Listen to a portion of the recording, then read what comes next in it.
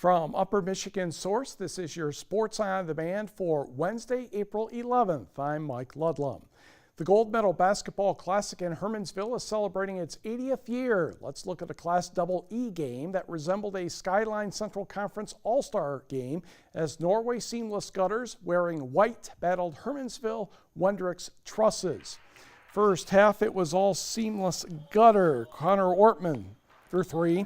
He had 22. Norway had a 17-point lead in the second half before, here comes the rally. Ortman blocked by Kearney Nato's Preston Lauser. Bark River Harris's Ryan Arndt back to Lauser. And the next thing you know, it's just a three-point ball game.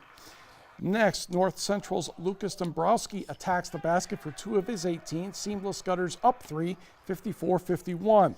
At the other end, Kearney Nato's Jake Kleiman to Norway's Adam Fall for his second straight triple. A 6-point lead for Seamless Gutters, and they go on to win this one by the count of 78-73. Let's move to Class E, featuring K-Cooks of Daggett in their 60th year against Las Hydraulic Consulting. Dollar Bay on this team, that's Devin Schmitz making the basket. He says he'll continue his basketball career at Michigan Tech. Sam Larson gets a shot from downtown for K-Cooks. Jaden Janke scores for Las Hydraulic, but K-Cooks goes on to win this one 64-49.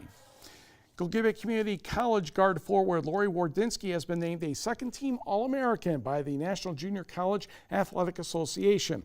The Ontonagon grad led all Division II junior college players, scoring 26.5 points per game, and she had 873 total points for the season. She also led the country in 3 other categories: field goals made, field goals attempted, and minutes played. Oh, by the way, 7.3 rebounds, 4.2 assists, and 3.2 steals per contest. According to the Lady Samsons head coach Mark Movrich, Wardinski has a number of stops to make at Division I and II schools before deciding on her basketball future. The wintry weather is fine for snowmobilers and others, but those trying to play high school spring sports, it's a nuisance. TV6's Seth Wells checks in with the Marquette softball team, forced to practice inside.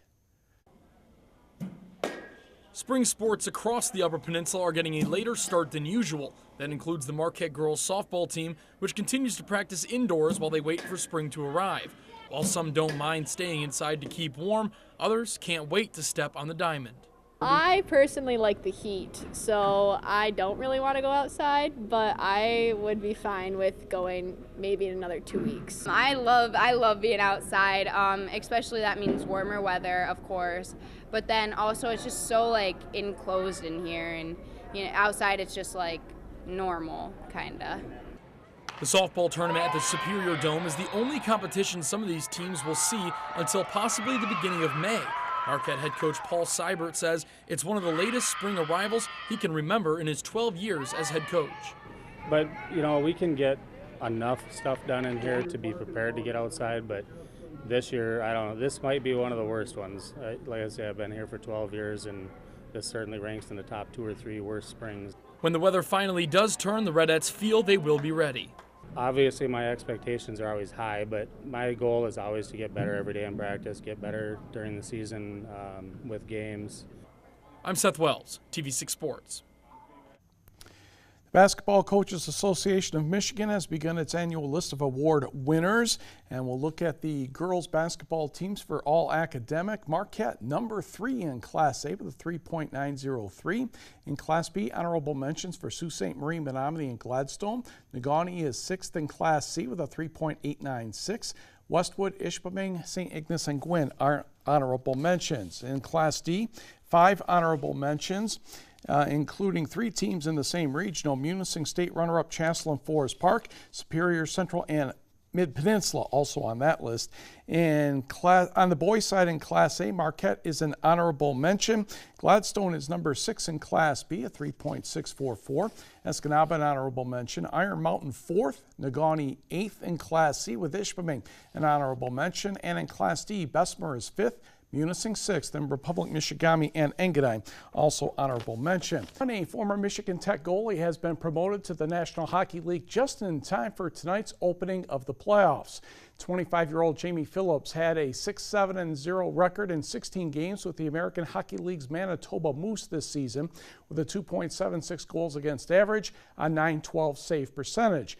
The Caledonia, Ontario native also played 16 games for the East Coast Hockey League's Jacksonville Icemen this year, a record of 3-11. He did have a shutout. He has yet to appear in an NHL game. Phillips played 4 seasons for the Huskies, 2012 through 16, posting a 2.00 goal against average and a .922 save percentage. His record, 57 wins and 25 losses. He is Tech's all-time shutout leader with 10, and he was a 2-time All-WCHA selection. The NMU women's lacrosse team will hold Hawaiian Night Friday for its contest against Davenport at the Superior Dome. Fans are encouraged to wear their best Hawaiian shirt, grass skirt, whatever they can find, so they can receive access to the Hawaiian Punch Garden for free Hawaiian Punch. Students will still receive free admission, while tickets will be buy one, get one free for the game, which begins at 7:30. The Wildcats lead the GLIAC in shooting at 52.5 this season. Freshman Emily Dvorak leads the Wildcats with 28 goals and has 6 assists. NMU will try to get revenge on the Panthers after losing to Davenport in Grand Rapids 17-11 on March 31st.